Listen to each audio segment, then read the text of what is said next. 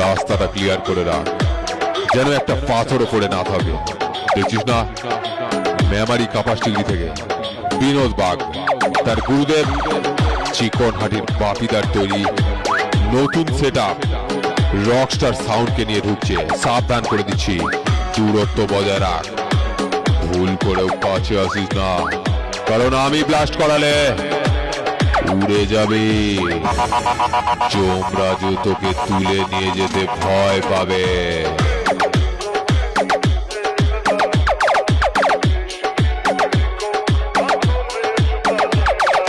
DJ Kartik recording.